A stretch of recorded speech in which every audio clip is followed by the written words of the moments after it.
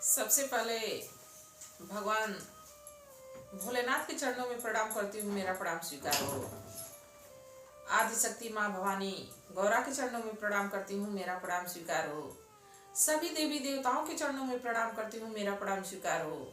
आप सभी गुरु भाई गुरु बहनों के चरणों में प्रणाम करती हूँ, मेरा प्रणाम स्वीकार हो। गुरु भाई गुरु बहनों, अगर मेरी वीडियो अच्छी लगे तो लाइक करिए, शेयर करिए। चैनल पे नए हैं तो सब्सक्राइब करिए और कमेंट में महादेव का नाम जरूर लिखिए। महादेव का नाम लिखने से, बोलने से सारे कष्ट दूर हो जाते हैं, तो महादेव का नाम जरूर लिखिए। और आज जो मैं कहानी सुना रही हूँ वो स्वार्थ पे है। निस्वार्थ भाव से अगर जो किसी की सेवा की जाए तो उसका फल बड़ा सुखदायी होता है। बाकी अगर जो कोई कार्य स्वार्थ से किया जाए, वो चाहे अपने माता पिता हो या कोई और हो, तो जो कार्य हम अगर जो स्वार्थ से करते हैं तो उसका फल कभी नहीं मिलता है। तो इसलिए गुरु भाई गुरु बहनों, जो कार्य स्वार्थ से किया जाए वो कभी फलदायी नहीं होता, और जो कार्य निस्वार्थ किया जाए उसका जब फल मिलता है तो बड़ा आनंद आता है। तो इसलिए कहानी को पूरा सुनिएगा। कहानी बहुत ही अच्छी है और भगवान की चर्चा है, भगवान का ही महिमा का गुणगान है। तो कहानी को पूरा सुनना चाहिए, और कहानी पूरा सुनने पे ही ज्ञान प्राप्त होता है। तो कहानी को पूरा सुनिएगा, अंत तक सुनिएगा।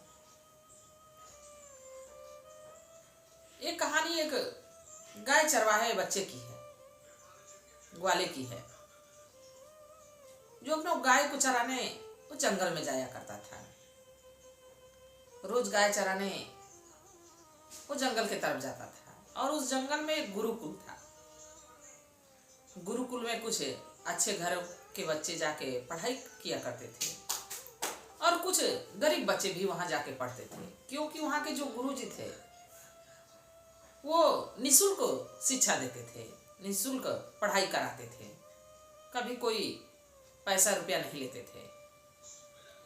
जिसकी जो इच्छा वो गुरुजी की मदद कर देता था, और उसी में वो बच्चों को पढ़ाया करते थे। तो एक दिन वो ग्वाला गाय चराते चराते बच्चा उस गुरुकुल के पास जा पहुंचा और देखा कि यहाँ बहुत ज्यादा बच्चे पढ़ाई कर रहे हैं। तो वो भी गुरुकुल के बाहर बैठे ही बैठे गुरुजी की कुछ बातें सुनता रहता, और उसको बड़ा अच्छा लगता, सोचता कि मैं भी पढ़ लेता, हमको भी कोई ज्ञान मिल जाता। बाकी हमारे पास तो पैसे रुपए है नहीं। बाकी एक दिन बच्चा हिम्मत करके और गुरुजी से कहा कि गुरुजी, मैं भी पढ़ना चाहता हूँ, आपके गुरुकुल में मैं भी आके शिक्षा लेना चाहता हूँ। तो गुरुजी बड़ा प्रसन्न हुए, कहे कि बहुत अच्छी बात है बेटा, जरूर आओ। तो कहा कि गुरुजी, आपको देने के लिए मेरे पास कुछ नहीं है, मैं बहुत गरीब हूँ, मेरे पास कुछ गाय है, उसी को चराता हूँ, और उसी का मेरे माता पिता दूध दही बेचते हैं, तो घर का काम चलता है। तो गुरुजी कहे कि बेटा, यहाँ तो निःशुल्क पढ़ाई होती है, मैं गरीब बच्चों को ही पढ़ाने के लिए गुरुकुल खोल रखा हूँ, तुम आओ और पढ़ाई करो। बच्चा बड़ा प्रसन्न हुआ, सोचा कि क्यों ना गाय लेके आता हूँ, गाय छोड़ दूंगा, जंगल में चलती रहेंगी और मैं पढ़ाई भी कर लूंगा। एक कार्य की वजह से आऊंगा, दो कार्य मेरा पूरा हो जाएगा। बच्चा बड़ा अनुभवी था, बहुत चालाक बच्चा था। कुछ कुछ बच्चे गुरु भाई गुरु बहनों देखेंगे कि जैसे लगेगा कि पुनर्जन्म जरूर अगले जन्म में वो कोई महापुरुष रहा होगा। कुछ बुद्धि उनके मन में चलती रहती है, पहले से ही कुछ बुद्धि उनको कुछ ज्ञान रहता है। वैसे ही वो बच्चा बड़ा चालाक था, बड़ा तेज था, और रोज गुरुकुल में आने लगा, गुरुजी से पढ़ाई अपना करने लगा। समय बीतता रहा, धीरे धीरे बच्चा बहुत चालाक भी हो गया।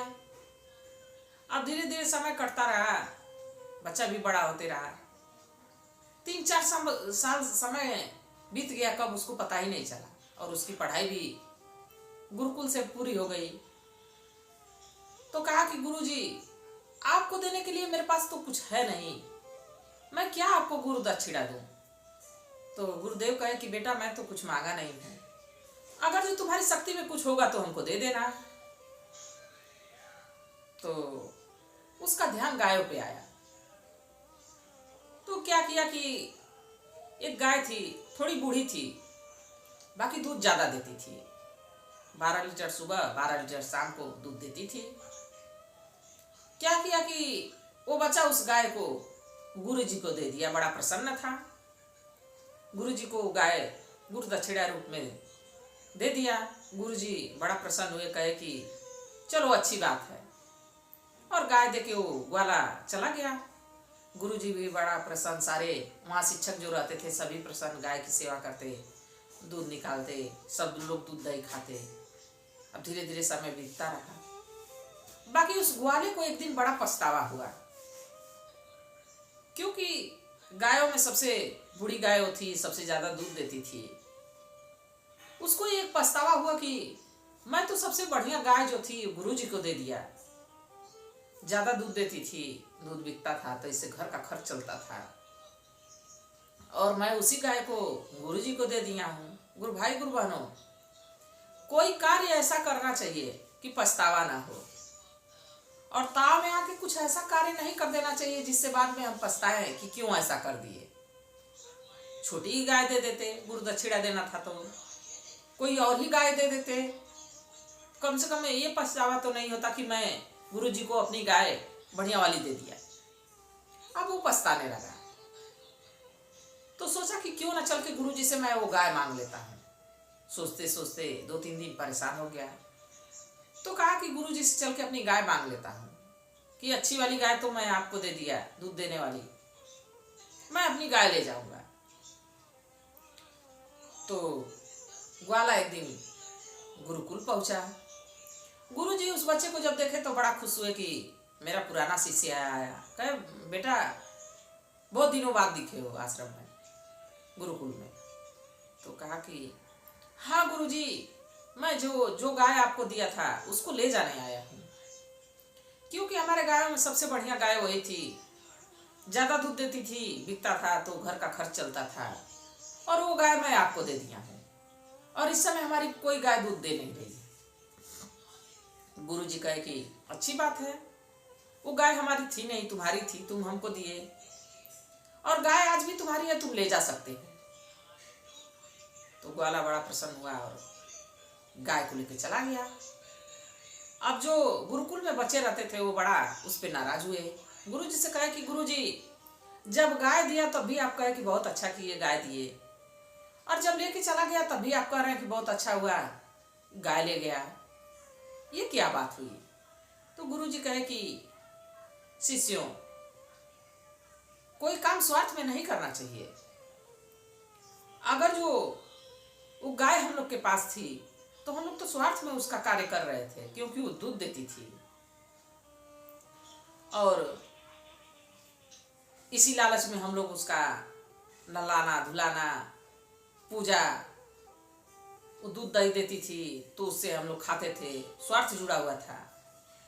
और उसी लालच में उसका कितना कार्य बढ़ गया था। तुम लोग पढ़ाई लिखाई नहीं कर पाते थे, गोबर उठाना, गाय को नहलाना, उसको चारा डालना, ये सब काम तुम्हारा बढ़ गया था।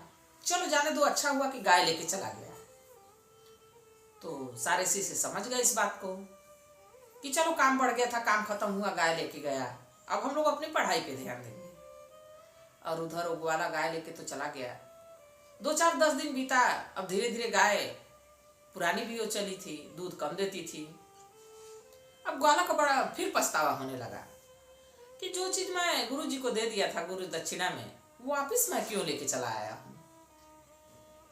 गुरुजी तो हमेशा हमको अच्छी चीजें सिखाए थे, ये बड़ी गलती हमसे हो गई कि मैं गाय को गुरु दक्षिणा में दे दिया था फिर वापस लेके चला आया हूँ, वो तो बहुत गलती हमसे बड़ी हो गई। अब उसको पछतावा होने लगा। धीरे धीरे 1 महीना बीता, तो एक दिन सोचा कि क्यों ना गाय को वापिस गुरुजी के पास लौटा देता हूँ, और फिर गाय को लेके वो गुरुकुल पहुंच गया। और गुरुजी के पास प्रणाम किया और इसके बाद कहा कि गुरुजी, मैं जो गाय आपको गुरु दक्षिणा में दिया था उसको मैं लेके चला गया था, मैं फिर वापस आपको देने के लिए, लौटाने के लिए आया। तो गुरुजी मुस्कुराए और कहे कि अच्छी बात है। अब इस बात को शिष्य सारे सुने तो कहे कि गुरुजी की बात समझ में आती नहीं है। जब दिया तो कहे अच्छी बात है, लेके गया तो कहे कि अच्छी बात है, और फिर लेके आया तो कह रहे हैं अच्छी बात है। गाय को ले लिए। अब ग्वाला दे के तो चला गया। अब फिर शिष्य आए और गुरुजी से पूछने लगे कि गुरुजी, फिर आप गाय को ले लिए क्यों? आप तो कहते थे कि लेके गया तो अच्छा हुआ, अब फिर लेके आया तो कह रहे हैं कि ठीक किया है, दिया है तो अच्छा है। तो गुरुजी समझाए कि देखो शिष्यों, कल ये दूध देती थी तो इससे हमारा स्वार्थ जुड़ा था। तुम लोग इसके लिए चारा काटते थे, इसका गोबर उठाते, उपला पाते थे और इसको नहलाते धुलाते, इसको चारा देते, बाकी इसके बदले में तुमको दूध देती थी और ये स्वार्थ था हम लोगों का। इसके दूध के लिए इसकी सेवा करते थे। बाकी गौ माता की सेवा निस्वार्थ भाव से अगर जो हम करेंगे तो उसका फल बहुत अच्छा मिलता है, बहुत अच्छा होता है। अब ये दूध नहीं दे रही है तो इसकी सेवा करने पे हमको जो फल मिलेगा उसमें बड़ा आनंद आएगा। तो बच्चे कहे कि बच्चों की भी समझ में आ गया। बच्चे कहे कि ठीक है गुरुजी। और गुरुजी की बात मान के सारे शिष्य गाय की खूब लगन से सेवा करते और अपनी पढ़ाई पे भी ध्यान देते। धीरे धीरे समय बीतते रहा और कुछ समय बाद फिर गाय बच्चा दी, एक बछिया को जन्म दी, बछड़ी। जब बछड़ी हुई तो शिष्य बड़ा प्रसन्न हुए कि गौ माता एक बछड़ी को जन्म दी है और साथ में हम लोग को दूध भी मिलने लगेगा। तो गुरुजी समझाए, कहे कि इस गाय की वजह से अब दूध भी मिलेगा और प्लस हमारे पास एक और गाय तैयार हो जाएगी इस गुरुकुल में, बछड़ी जब बड़ी होगी। तो सारे शिष्य बड़ा प्रसन्न हुए। तो कहे कि समय के साथ परिश्रम करना चाहिए और समय के साथ निस्वार्थ अगर जो हम किसी की सेवा करेंगे तो उसका फल मिलेगा। तो सारे शिष्यों को बात समझ में आ गई और बड़े लगन से, मेहनत से उस गौ माता की सेवा करते थे। तो गुरु भाई गुरु बहनों, चाहे हमारे माता पिता हों या पशु या पक्षी हों, अगर जो निस्वार्थ हम सेवा करेंगे तो उसका फल जरूर हमको मिलेगा और उसमें बड़ा आनंद आएगा। जैसे वो गाय जब बछिया को जन्म दी तो कितना आनंद आया कि गैया हमारी बछिया को जन्म दी है, अब एक और गाय पाल पोस के बड़ी हो जाएगी। तो वैसे ही कुछ कुछ ऐसी चीजें होती हैं जो बड़ा आनंददायी होती हैं। तो हमेशा निस्वार्थ भाव से किसी की सेवा करें। निस्वार्थ जब रहेंगे तो फल बड़ा अच्छा मिलेगा। कहानी कैसी थी गुरु भाई गुरु बहनों, जरूर बताइएगा। इसी के साथ हर हर महा